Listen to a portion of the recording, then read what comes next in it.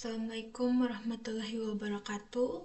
Saya Gladysha Putri Hamzal dengan NIM 2465087. Pada hari ini saya akan menjelaskan presentasi saya yang berjudul ulasan ilmiah tentang forward chaining dan backward chaining, di mana di sini saya akan membandingkan implementasi dari kedua metode inferensi melalui dua studi kasus jurnal ilmiah terbaru, dan tujuannya untuk memahami secara kontekstual kapan masing-masing metode ini dia diterapkan. Baik, di sini saya untuk studi kasusnya saya fokus pada dua jurnal yang itu di sini ada jurnal Sistem Pakar Pemilihan Jurusan SMA dan Sistem Pakar Diagnosis Penyakit Mata Anak, di mana yang pertama ini dia mengimplementasikan forward chaining dan yang kedua itu dia mengimplementasikan backward chaining. Di pertama-tama forward chaining, nah di sini dia judul lengkapnya itu dia implementasi metode forward chaining pada sistem pakar pemilihan jurusan sekolah menengah atas atau SMA dengan penulisnya Sena Hendriawan. Di jurnal ini dia diterbitkan pada volume 4 nomor 1 bulan Februari 2025 di jurusan di Jurnal Teknik Mesin, Industri, Elektro, dan Informatika. Nah, jurnal ini memiliki identitas lengkap dengan ISSN 29637805 dan PISSN-nya itu 29638208. Nah, tujuan dari penelitiannya ini dia merancang sistem yang dapat memberikan rekomendasi jurusan SMA yang paling tepat bagi siswa berdasarkan data dan kemampuannya mereka. Di sini domain forward chaining-nya dia sangat efektif. Nah, selanjutnya di sini ada metode alur kerjanya, di mana dia ini dimulai dari fakta, di mana siswanya memasukkan fakta awal seperti nilai, minat, tes, dan sebagai titik awalnya lah. Selanjutnya di sini proses inferensinya dia maju, yaitu sistem kemudian dia mencari aturan dari fakta atau recurau kesimpulannya.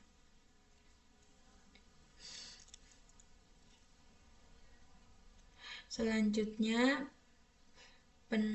hasilnya itu dia menghasilkan rekomendasi jurusan secara progresif. Konteksnya tepat karena fakta awal dan sudah lengkap. Nah, penalarannya ini dia terus bergerak maju dari fakta ke fakta baru hingga dia mencapai kesimpulan akhirnya begitu, yaitu rekomendasi jurusan yang paling cocok IPA, IPS atau bahasa. Nah, di jurnal ini dia memilih forward chaining karena fakta profil siswanya sudah lengkap di awal, dan tujuannya itu kan dia untuk menemukan semua potensi dari hasil yang bisa disimpulkan dari fakta tersebut. Selanjutnya jurnal untuk backward chaining. Nah, judul jurnalnya itu Sistem Pakar Backward Chaining untuk mendiagnosa penyakit mata pada anak akibat bermain game online berbasis web, dengan penulis Raihan Sultan Abdar, Muhammad Eka, Ibnu Rushdi pada tahun 2025.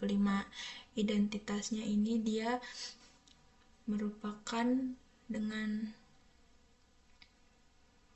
volume 2 volume 19 nomor 1 Januari 2025 dari jurnal Juwarta dengan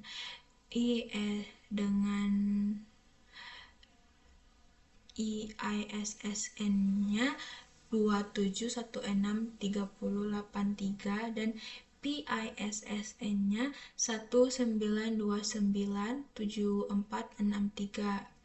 Nah, tujuan dari penelitian ini dia membuat sistem untuk mendiagnosis penyakit mata spesifik pada anak menggunakan backward chaining sebagai mekanisme inversi.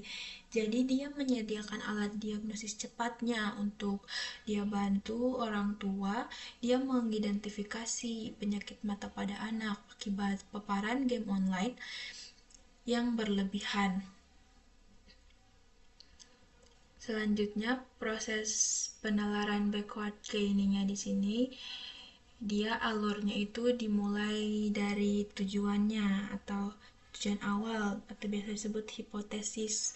Nah, sistemnya dia mulai dari tujuan, misalnya anaknya itu kira-kira dia ada sindrom mata kering. Nah, itu yang disebut hipotesis yang ingin dibuktikan. Selanjutnya, penelusuran alurnya, dia sistemnya bergerak mundur untuk dia cari aturan yang bisa membuktikan hipotesis tersebut, misalnya if mata kering dan sindrom mata kering gitu.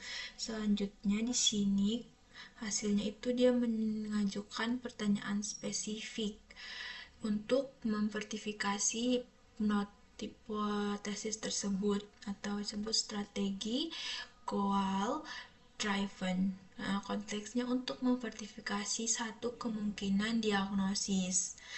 Karena fakta mata keringnya ini dia belum diketahui, maka sistemnya dia ajukan pertanyaan spesifik kepada penggunanya untuk dia dapat fakta pendukungnya.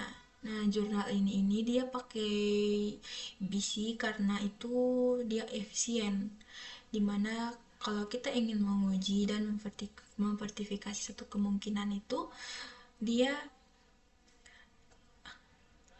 tanpa membuang waktu dia uji semuanya kemungkinan penyakit lainnya.